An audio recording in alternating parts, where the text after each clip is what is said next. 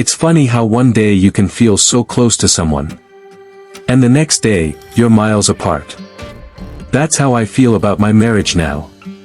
When I first met Sarah, I was captivated by her drive and ambition.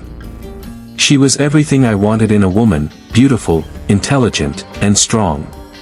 But over time, the distance between us grew wider and wider, until it felt like we were living separate lives under the same roof. You see, Sarah was always busy. She worked long hours, often staying late at the office, and when she wasn't at work, she was on the phone, handling one of her numerous business meetings. It wasn't that I didn't understand. She was building a career, a future for both of us. But what about us? What about me? It felt like I was invisible to her. My needs, both emotional and physical, were nothing compared to her work. Let me tell you, that hurt. A lot. We hadn't been intimate in months. When I tried to talk to her about it, she would brush me off with a quick kiss and promises to do better. But the truth was, I was starving for her touch, for her affection.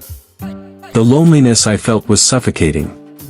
Every night, I would lay in bed, staring at the ceiling, wondering if I was still the man she fell in love with. That's when Emily came into the picture. Before I continue my life story, with the mind that you are following up, that I want to thank the viewers. Your likes, comments, and sharing it to friends and family will encourage me more, and give me the strength to continue bringing up my stories here. Emily was my secretary at work. She was younger than Sarah, bright, and always eager to help. At first, I didn't think much of it. She was just doing her job. But then, little things started to change. She would bring me coffee just the way I liked it, a little extra sugar, no cream, something she'd noticed in passing a few weeks ago.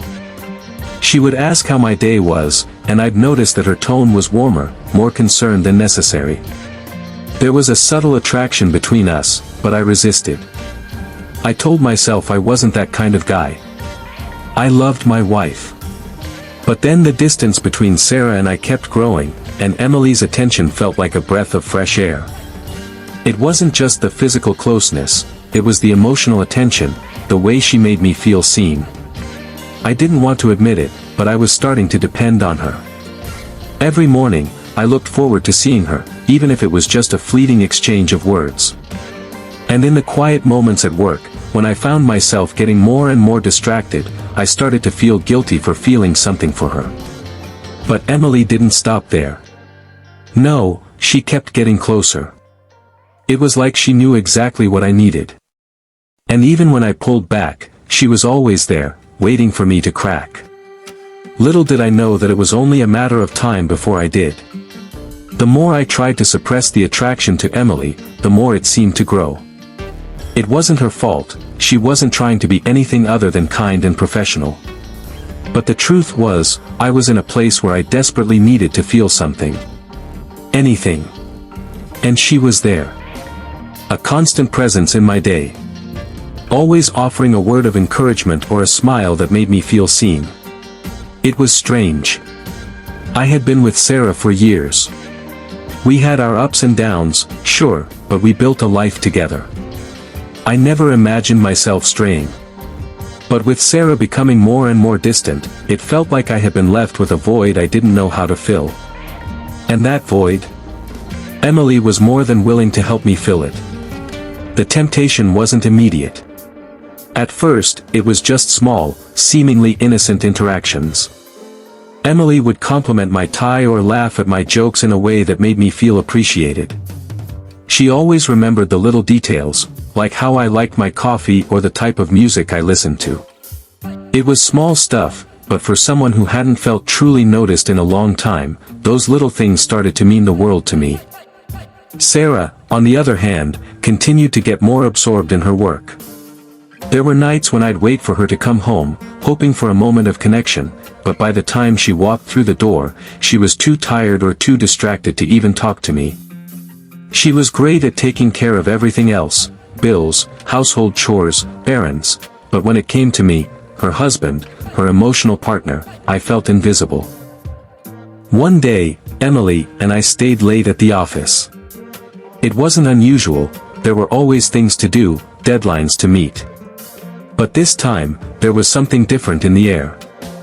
The office was quiet, the hum of the computers the only sound, as I sat at my desk going over reports. Emily was organizing some files at the desk beside me, but there was a tension in the air, like the whole office was holding its breath. I could feel her presence more than usual, and before I knew it, I was looking over at her. She looked up, catching my gaze. There was a slight smile on her face, but it wasn't just the usual professional smile. It was something else, something warmer, more inviting. "Do you need anything?" she asked, her voice softer than usual. I shook my head, unsure of what to say. The truth was, I didn't need anything from her. I needed something from Sarah, but that was a conversation I wasn't ready to have. I couldn't bring myself to say the words that would hurt her. But Emily was different. She made it easy to ignore the growing void in my chest. As the hours passed, I found myself drawn to her more and more. She was so attentive, so kind. When I made a joke, she laughed more than anyone else. When I complained about the stress of work, she listened with an understanding I hadn't felt in a long time. It was like she could read me, like she could feel the weight I was carrying. I was tired of feeling empty. Tired of trying and failing to get through to Sarah. I was tired of being ignored and neglected. And for the first time in months, someone who wasn't my wife, was making me feel alive again. The air between us thickened as the night wore on. I could feel my heart beating faster with every glance we shared. Every word she said seemed to draw me closer. I was on the edge, not sure if I was about to fall or pull back. But then, as if she could sense the internal battle, she stood up and walked over to me. She stopped just a few feet away, close enough that I could feel the warmth of her presence. She was standing right in front of me now, close enough that I could see every detail of her face, the way her eyes sparkled under the fluorescent lights, the curve of her lips as she smiled. "I can't stand seeing you like this," she said softly. "You deserve more than this, you know." The words stung, but in a way, they were true. Sarah had been neglecting me for so long. I had tried to make her see, tried to show her that I needed more, but she just couldn't see it. And now, here was Emily, who did see me. She saw the man I was, not just the husband of someone who didn't care anymore. I swallowed hard. I just need to feel like I matter. "You do," she whispered, stepping even closer now, her hand lightly brushing against mine. It was a moment of weakness, a moment where everything I had been holding inside came rushing to the surface. I could feel the heat between us, the pull I had been trying so hard to fight. And for that brief moment, I didn't want to fight it anymore. Emily reached up and cupped my face, and without thinking, I kissed her. It was wrong. I knew it was wrong. But I couldn't stop. There was so much frustration inside me, so much pain and anger, and here, in this kiss, in this moment, everything felt right. It felt like everything I had been missing was suddenly within reach. The kiss deepened, and before I knew it, we were both stumbling back into my office. The door shut behind us with a quiet click, and for the first time in a long while, I felt wanted. I felt like I was more than just a ghost in my own home. When we finally pulled away, breathless, I felt a pang of guilt. I didn't want this to happen, but at the same time, I didn't want to let go either. Emily's eyes searched mine, a mix of tenderness and something deeper, something that could easily turn into more. And in that moment, I knew it wasn't just a one-time thing. We were crossing a line that couldn't be uncrossed. The days that followed that night felt like a blur, like I was stuck between two worlds. On one side, there was Sarah, the woman I had spent years with, the woman who used to be my everything. And on the other side, there was Emily, my secretary, but so much more than that now. The emotional connection that had begun so innocently had escalated into something far more complicated. Something I wasn't sure I could control anymore. At work, Emily and I couldn't keep our eyes off each other. The secret was there, hanging between us, unspoken yet undeniable. We exchanged glances, shared touches, even if they were brief, and every time I saw her, my heart raced. It was hard to focus on anything else. Every moment I spent away from her felt like a moment wasted. I hadn't felt this alive in a long time. But at what cost? At home, things were falling apart. Sarah had no idea what was happening. She had no clue that I was slipping away from her, that I had found solace in the arms of someone else. I wanted to tell her, wanted to confess everything, but the truth was, I didn't know how to. I wasn't sure I was ready to face the consequences. And in a way, I wasn't sure I cared anymore. The truth was, I had been living in a suffocating silence for months. The constant work commitments, the emotional neglect, the distance between us, it had chipped away at me, piece by piece. Sarah didn't see it. She didn't understand. Or maybe she didn't care. She was always so caught up in her world that mine seemed insignificant. It all came to a head one evening when Sarah and I had a huge argument. It had been building for weeks, the tension between us mounting, and that night, we both reached our breaking point. I came home late from work, exhausted from the long day, my mind filled with thoughts of Emily. I walked into the house, and Sarah was already there, sitting on the couch, eyes glued to her phone. She didn't even look up when I entered. "Sarah," I said, my voice sharp, "we need to talk." She sighed but didn't look up. "Not now, John. I've got a ton of work to do." I felt my chest tighten. "You're always working. Always busy. You don't even see me anymore." That caught her attention. She put down the phone and looked at me, her expression a mix of frustration and exhaustion. "What are you talking about?" "I'm doing everything I can to keep this house running." "What do you want from me, John?" I could feel the anger building in my chest. "I want you, Sarah. I want us. I want to feel like I matter. But all you do is work, work, work. You don't even care about me anymore." She stood up, the frustration evident in her voice. "You think I don't care about you? You think I don't care about this family? I'm doing everything I can, but you just want to sit around and complain." "I'm not complaining," I snapped. "I'm telling you that I'm dying here, Sarah. I'm emotionally starved. And you just keep feeding me empty promises." The words were out before I could stop them, and they hit her like a slap to the face. Her eyes widened with shock, but then her anger flared. "You think I don't feel neglected? You think I don't have needs too, John? You're not the only one who's tired. I'm doing everything, and I can't even get a little support from you." The argument spiraled out of control from there. We yelled at each other, said things we both regretted, but in the heat of the moment, it felt like we were finally saying the things that had been buried for so long. I felt like I was shouting into a void, my words bouncing off of her and landing nowhere. And she seemed more concerned with defending herself than hearing me.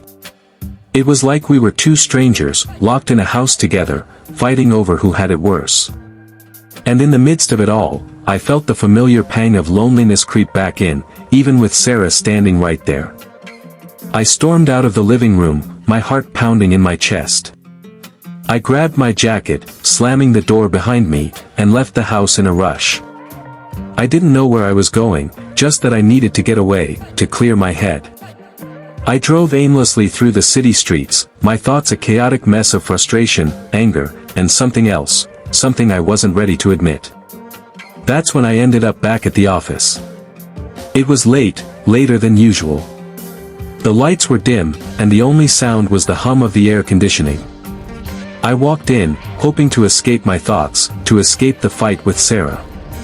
The office felt like a safe haven, a place where I could focus on work and forget about everything else.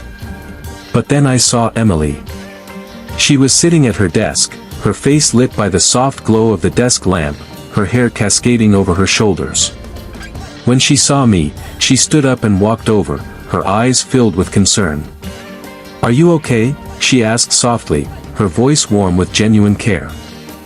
I stood there for a moment, staring at her, and I realized just how much I needed someone to see me. To care about me. I didn't know what was happening between us, but in that moment, I didn't care. Emily was offering me exactly what I had been missing for so long: attention, understanding, and affection. "I don't know," I said, my voice breaking slightly. "I just had a fight with Sarah. Everything feels like it's falling apart." Emily's eyes softened, and before I knew it, she was standing right in front of me, her hands gently resting on my shoulders. She looked up at me, her gaze intense and full of something I couldn't quite place. "I'm sorry, John. I know it's been hard." It wasn't the sympathy that made my heart race, it was the closeness. The warmth of her touch. The way she was looking at me. For a moment, I let myself sink into it. I didn't think. I didn't resist. I pulled her close, my lips crashing against hers in a kiss that was desperate, hungry.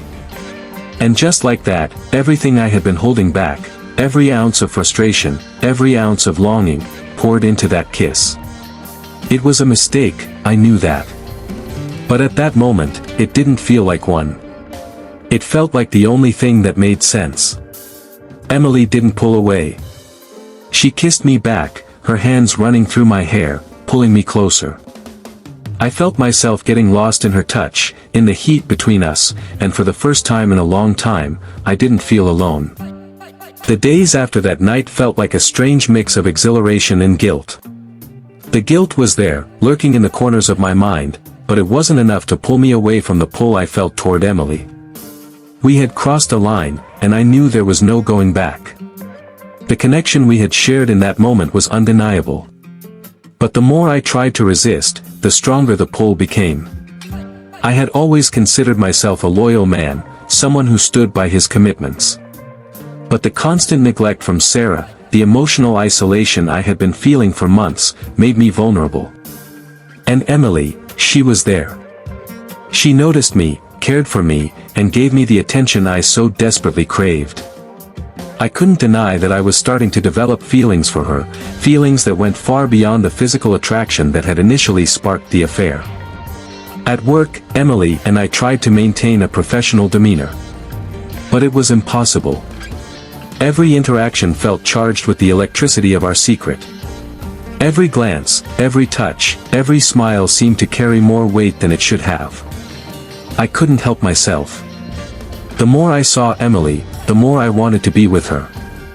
It wasn't just the sex, it was the emotional intimacy, the way she made me feel like I was important.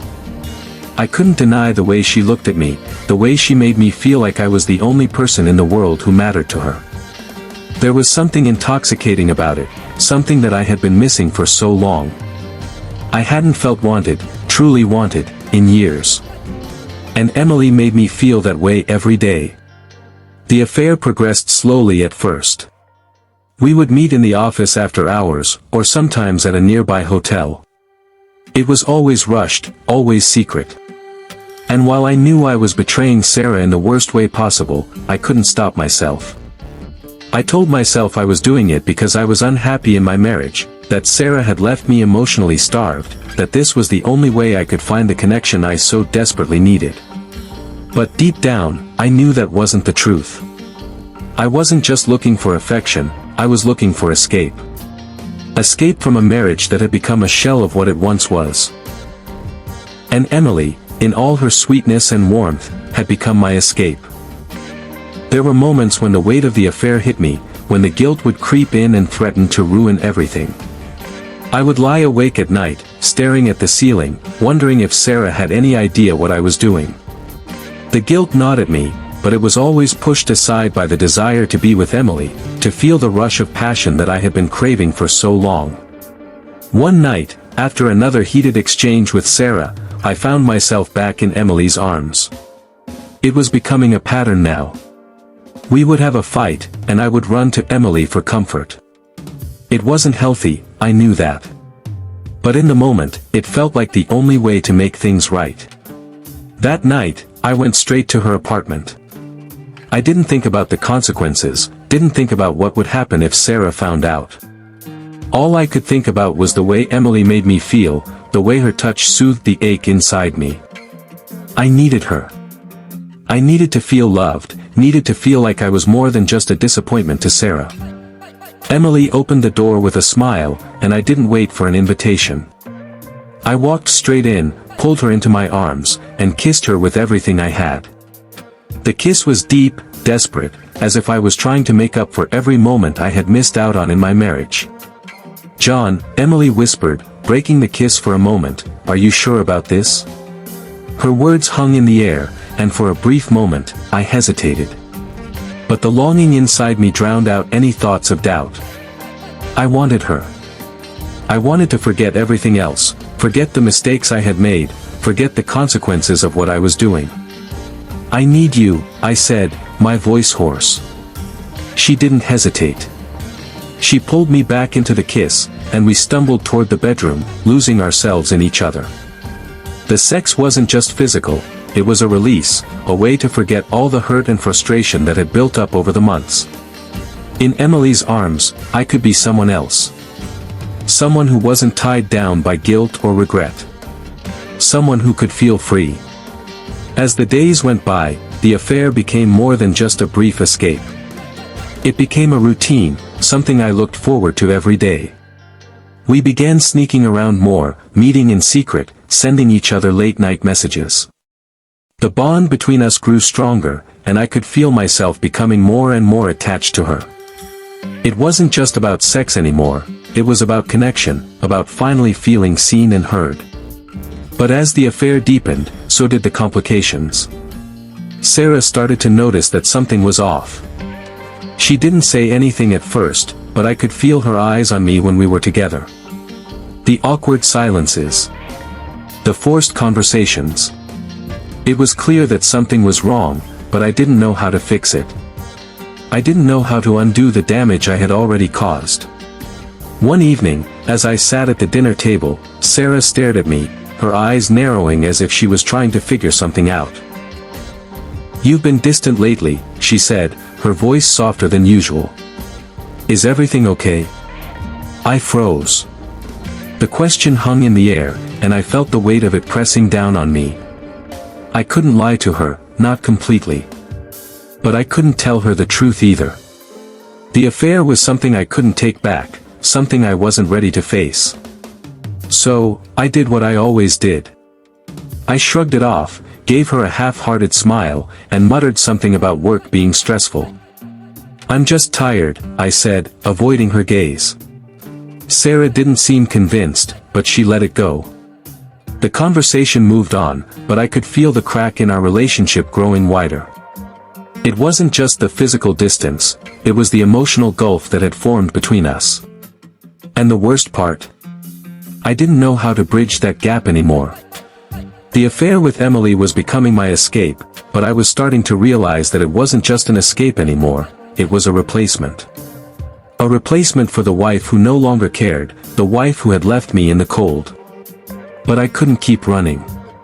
I couldn't keep hiding behind Emily forever. The longer I carried on the affair with Emily, the harder it became to pretend everything was fine. At work, Emily and I would exchange secret smiles, hold hands under the table during meetings, and sneak away for quick moments of intimacy when we could. Every time I looked at her, I felt a surge of excitement, but there was also a sinking feeling of dread that followed. The weight of my deception grew heavier with each passing day. At home, things with Sarah weren't improving. She had grown increasingly distant, but I couldn't shake the feeling that she was beginning to notice something wasn't quite right. It wasn't just the emotional distance between us, it was the way I was behaving. The way I seemed distracted, lost in thought. I couldn't stop thinking about Emily, about the way she made me feel, and no matter how hard I tried, I couldn't push those thoughts out of my mind. Sarah had always been sharp, observant in her own way. But she had always been so focused on her career that she had never really noticed the subtle changes in me, the way I started to lose interest in the things we used to do together, the way I became distant, even when we were in the same room. She had always been too consumed by her work, too busy with her responsibilities to see the cracks in our marriage. But as time went on, it was clear to me that something was shifting. She was beginning to notice. It started with small things. Sarah stopped asking me about my day. Instead, she'd give me a blank stare when I tried to share something, as if she wasn't even listening. She started working late more often, leaving me to eat dinner alone, or worse, making me feel like I was the one intruding on her busy schedule when I tried to talk to her. There were times when I would come home, exhausted from a long day with Emily, only to find Sarah sitting at the kitchen table, buried in her phone or laptop, as if I didn't exist. I began to resent her for it, but I couldn't bring myself to say it out loud. One evening, I came home from work and found Sarah pacing in the living room. She looked upset, her eyes red as if she had been crying. I froze when I saw her.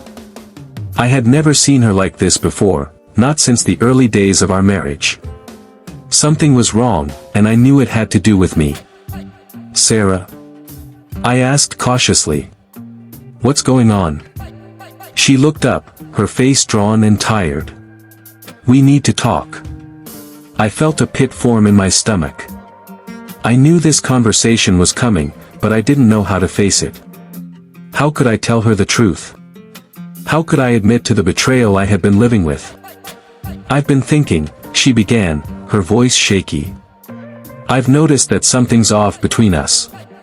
You've been distant, John. You're not the man I married."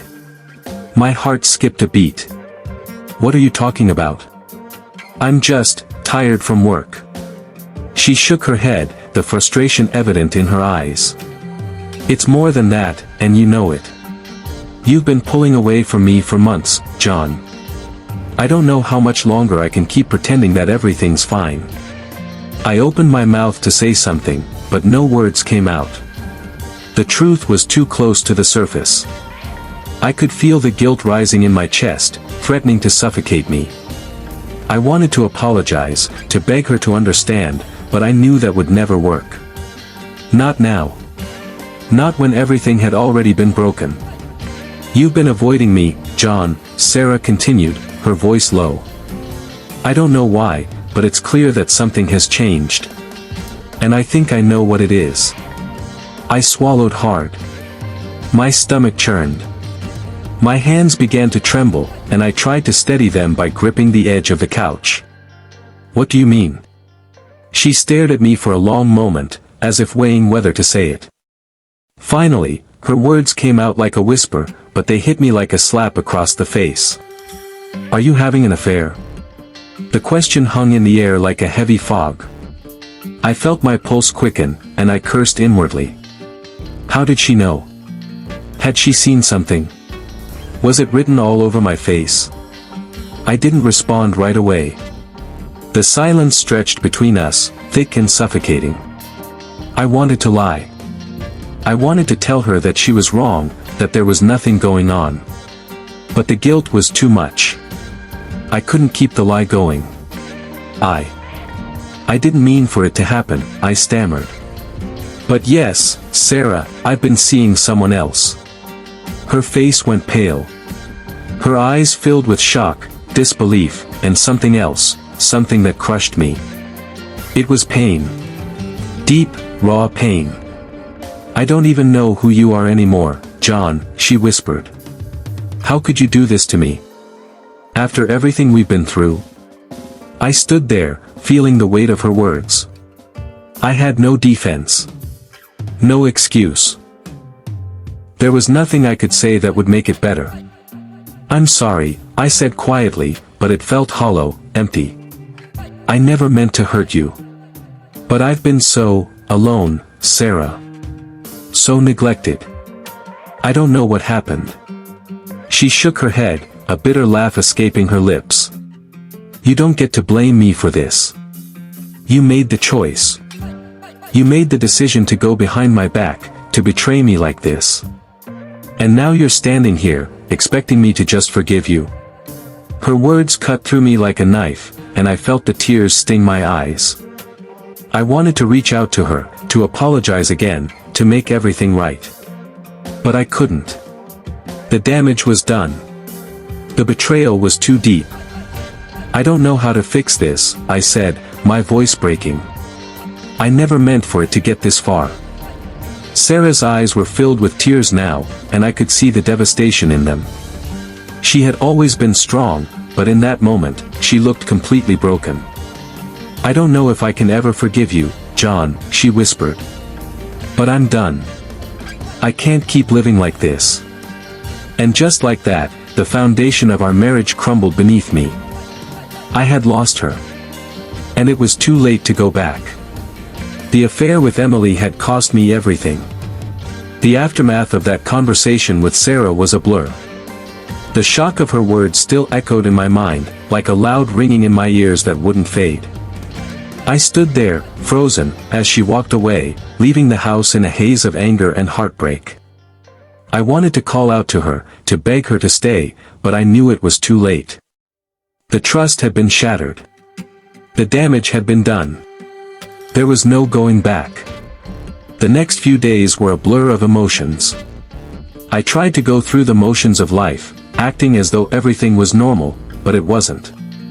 Every time I closed my eyes, I saw Sarah's face, her tear-streaked eyes, the pain in her expression. And I could feel the weight of the betrayal pressing down on me, suffocating me. Emily, on the other hand, was more than eager to step into the void that had been left behind. She reached out to me constantly, sending messages, calling, offering support.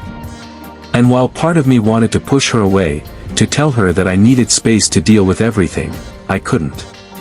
The connection I had with her was too strong. I was too deep in it now. We continued to meet in secret, and every time we were together, I felt a mixture of relief and guilt. It was like I was using her as a way to escape my reality, to forget the mess I had made of my life.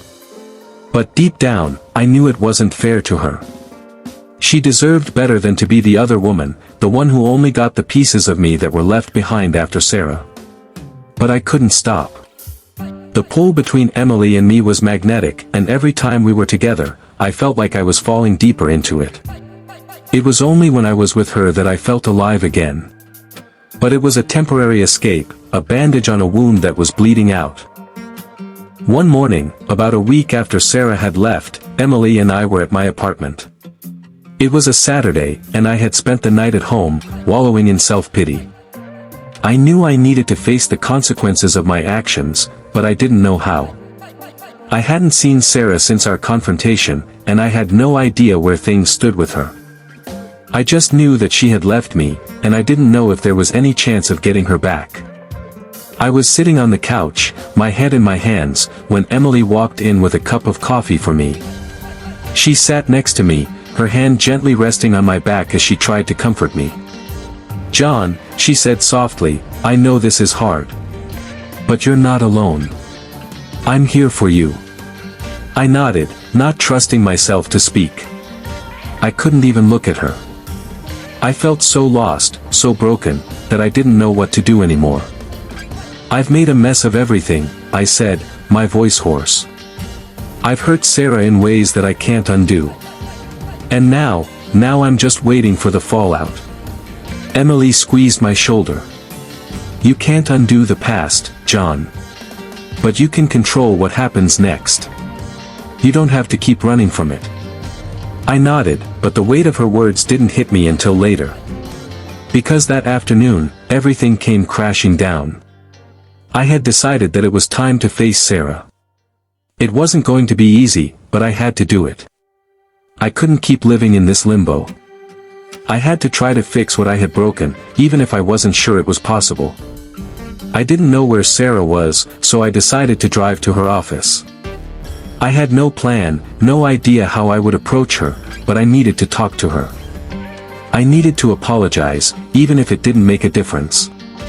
When I got to her office building, I saw her car parked in the lot. My heart pounded in my chest as I got out of the car and walked toward the entrance. I felt a lump form in my throat, and for the first time since our argument, I realized just how much I still cared about her. How much I had lost. As I approached the door to the office, I saw her through the glass. She was sitting at her desk, talking to someone on the phone. I hesitated for a moment, unsure of what to do next. But then, I saw her put the phone down and stand up. She looked out the window, her face a mask of sadness and frustration. I walked in. She didn't see me at first, but when she turned around and saw me standing there, her expression hardened. "What are you doing here, John?" she asked, her voice cold. I wanted to talk," I said, my voice trembling. "I know I messed up, Sarah. I know I hurt you. And I'm sorry. I can't take back what I did, but I need you to know that I regret it. I regret everything." She looked at me for a long moment, her eyes filled with emotion. Then, slowly, she shook her head. "I don't know if I can forgive you, John," she said, her voice barely above a whisper. "I don't know if I can ever trust you again." Her words hit me like a ton of bricks. I had known this was coming, but hearing her say it out loud made it real. It was too late. The damage was done. I had destroyed everything we had built together. "I understand," I said, my voice cracking. I needed you to know that I'm sorry. And I'll spend the rest of my life trying to make things right. But if you can't forgive me, I'll understand. I'll accept that." Sarah stared at me for a moment longer, her expression unreadable. Then, without another word, she turned and walked away. And that was it. It was over. I left her office feeling more lost than ever. My heart felt like it was being ripped out of my chest. I knew I had to let her go, but letting go of someone you love, someone you thought you'd spend the rest of your life with, is the hardest thing in the world. I drove back home, my thoughts swirling in a chaotic mess. But when I walked through the door, I was greeted with a shocking sight. Emily was sitting on the couch, her face pale, her eyes wide with disbelief. "I'm sorry," she said softly. "I didn't mean for this to happen." I looked at her, my mind racing. But before I could ask what she meant, I heard a knock on the door. I opened it, and there she was, Sarah, standing on the other side, her eyes filled with pain. I came to apologize," she whispered. "I just needed to see you one more time." And in that moment, everything changed. Everything I thought I knew about love, about loyalty, about the choices I had made, came crashing down. I stood there in the doorway, caught between two worlds. Sarah, standing before me, her eyes filled with tears and uncertainty, and Emily, sitting on the couch, her face pale and shocked. The air was thick with tension, a suffocating weight that seemed to hang over all of us. It felt like time had frozen, like I was trapped in a nightmare of my own making. Sarah's voice broke the silence. "I came to apologize, John," she said softly, her words barely above a whisper. "I just needed to see you one more time." I didn't know how to respond. My mind was racing, my heart was pounding in my chest. I had no idea what Sarah was thinking, or what Emily would say, but I knew one thing for sure: nothing would ever be the same again. "Sarah, I don't know what to say," I stammered, stepping back to allow her into the apartment. But as she walked past me, her eyes lingered on Emily, who had risen from the couch, her expression a mixture of confusion and regret. The three of us stood in the living room, the weight of the situation crushing down on us. I could feel the heat of both their gazes, and for the first time in what felt like forever, I didn't know who I was anymore. The man who had made the decisions that led us here, was he still the same person who once promised to cherish Sarah forever? Or had I become someone else entirely? Sarah's voice trembled. "You're with her, aren't you? After everything. You've been with her this whole time." I couldn't meet her eyes. I had no defense, no excuse. I had betrayed her in every possible way. I had lied, I had cheated, and now I was standing here, watching the woman I once loved fall apart before me. "I never meant for it to happen, Sarah," I said, my voice breaking. "I've been a fool. I've hurt you in ways I can never fix, and for that, I'm so sorry." Her face hardened, the anger she had held back for so long finally breaking through. "A fool? That's what you have to say to me, John? A fool? You ruined everything we had, and now you're standing here apologizing like it's going to make it better. You think it's that simple?" I wanted to scream. I wanted to tell her how sorry I was, how much I regretted everything, but the words wouldn't come. There was nothing I could say to make it right. The betrayal was too deep, and I had no idea how to heal the wounds I had caused. "You don't get to apologize," Sarah continued, her voice trembling with emotion. "Not after everything. I gave you everything, John, and you threw it all away for her." Emily had been silent until now, but as Sarah's words echoed through the room, she spoke up, her voice soft but firm. "Sarah, I never meant to hurt you. I didn't set out to cause this. I never wanted to come between you two." Sarah's eyes narrowed as she turned to Emily. "You think you can just stand there and say that? You think you can justify this?" She shook her head, her face twisted in pain. "You both ruined everything. I'm not sure which one of you is worse." The words stung, but I knew Sarah was right. I had let this happen. I had allowed myself to be pulled into an affair that I knew would destroy everything. And now, here we were, three people caught in the wreckage of my actions. I glanced at Emily, her eyes filled with sadness. She didn't look at me the same way anymore. The affection that had once been there seemed to have faded, replaced by something else, guilt, regret, maybe even disappointment. She had been caught in the storm I had created, and now she was just as lost as I was. "I'm sorry," Emily said quietly, looking down at the floor. "I never wanted this to happen. I never wanted to hurt you, Sarah.